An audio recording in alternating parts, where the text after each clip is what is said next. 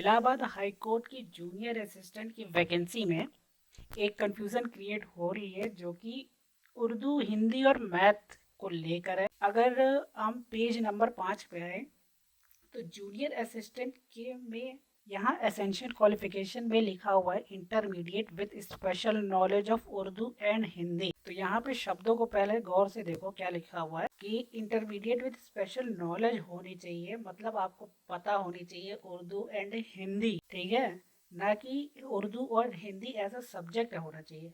अगर यहाँ ये लिख के आता कि intermediate with Urdu and Hindi as a subject, अगर ये चीज़ लिखी हुई होती तब यहाँ पे भले ही ना भर सकते, आधे से ज़्यादा के 70% आउट हो जाते हैं। लेकिन यहाँ सिर्फ नॉलेज की बात की गई है, और नॉलेज हिंदी की अक्सर लोगों को होती ही है, ज़्यादातर लोगों को हिंदी आती ही आती है। नॉलेज होनी चाहिए कि तुम पढ़ सको हिंदी को, लिख सको हिंदी को, समझ सको हिंदी। तो ये अगर तुम्हारे पास सब्जेक्ट हिंदी नहीं है या उर्दू नहीं है तब भी तुम ये फॉर्म भर सकते हो। रही बात मैथमेटिक्स, तो मैथमेटिक्स जो ज़रूरी है वो एक पोस्ट है जूनियर असिस्टेंट में जो कि अमीन ग्रेड 2 की कैटेगरी में आता है। जैसे राजस्व विभाग में एक अमीन की पोस्ट होती है, उसमें मैथमेटिक्स आनी ज़रूरी होती है जो कि लेखा जोखा और नाप जोताई ये सब का काम होता है। उसी तरीके से इसमें भी है, लेकिन सिर्फ अमीन ग्रेड 2 के लिए है।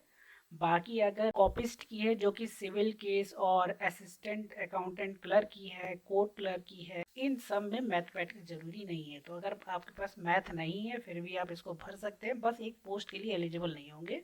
बाकी जो और पोस्ट हैं जूनियर असिस्टेंट के अंदर उसमें एलिजिबल होंगे। लेकिन पेड अप्रेंटिस में आपके पास है या नहीं, बस 12th होना चाहिए, ट्रिपल सी होना चाहिए, इसके लिए आप पेड अप्रेंटिस के लिए एलिजिबल हो जाएंगे। पेड अप्रेंटिस जूनियर असिस्टेंट से इस तरीके से अलग है कि इसमें आपको फिक्स सैलरी मिलेगी, इसमें कोई डीएपी ये सब नहीं हो, किसी भी तरीके का जो सरकारी बेनिफिट होता है वो पेड अप्रेंटिस में नहीं मिलेगा, वो आपकी फिक्स्ड रहती है। एक तरीके से समझ लो कि संविदा पे नौकरी कर रहे हो पेड वाले में। फॉर्म भरते टाइम एक चीज़ का खास ख्याल रखना, जब एप्लीकेशन में ग्रुप सी पे जब क्लिक करोगे तो junior assistant slash paid apprentice दोनों पे कर देना, एक पे मत करना। इससे ये रहेगा कि तुम दोनों के लिए एलिजिबल रहोगे। अगर एक पे करते हो तो तुम फिर जूनियर असिस्टेंट या पेड वाले के लिए ही एलिजिबल रहोगे। और दूसरी चीज़ यहाँ पे जैसे लिखा हुआ है कि कंप्यूटर में आपको डेटा एंट्री वर्ड प्रोसेसिंग की नॉलेज है या नहीं, अगर नहीं भी है तो भी यस टिक मार देना। वो आपका बाद में सीख लोगे, 1 महीने के अंदर 15 दिन में ही सीख जाओगे, तो उसके लिए अभी मत देखना। फिर अगर यहाँ पे है do you have mathematics as one of the subject, अगर है तो यस करना, नहीं तो नो कर देना।